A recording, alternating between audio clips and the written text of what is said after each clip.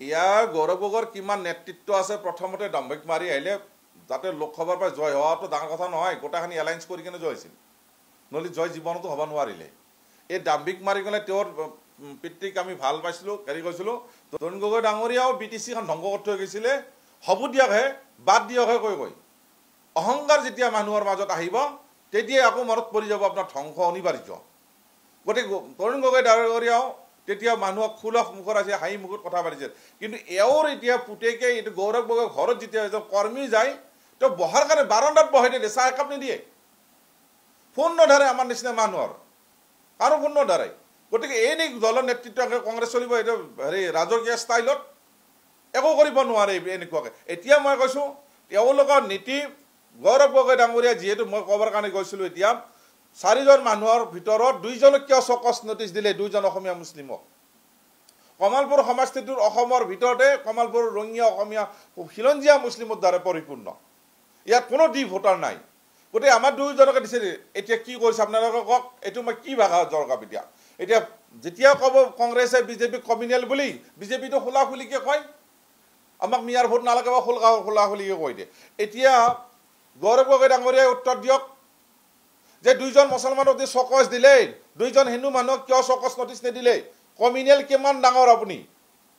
মুখত একাহাৰ পেটত একাহাৰ এতিয়া আপুনি চাওক মিটিংবিলাকত যাব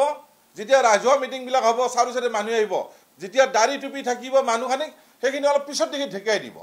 পিছত দেখি থাকক তাৰমানে সন্মুখত দিব ক'ব আমাক খিলঞ্জীয়া মানুহৰ আমাৰ মাজত হেৰি আছে কি কয় আমাৰ ভাল পায় আমাৰ দলক ভাল পায় খিলঞ্জীয়া মানুহখিনি আমাৰ লগত আছে আৰু যেতিয়া দাড়ি টুপি এতিয়া আপুনি BTAত যাওক BTRত যাওক নিৰ্বাচন চলি আছে কোনখানি মানুহৰ লগত মিটিং কৰি আছে অকল মুছলিম মানুহকেইটাৰ লগতে মিটিং কৰি আছে বেলেগত কোনো স্থান দিয়া নাই কোনো হিন্দু মানুহে স্থান দিয়া নাই কোনো বড়ো মানুহে দিয়া নাই কোনো মানে ৰাজবংশী কোনো ধৰণৰ স্থানেই পোৱা নাই কোনো মানুহে নাহে ক'তো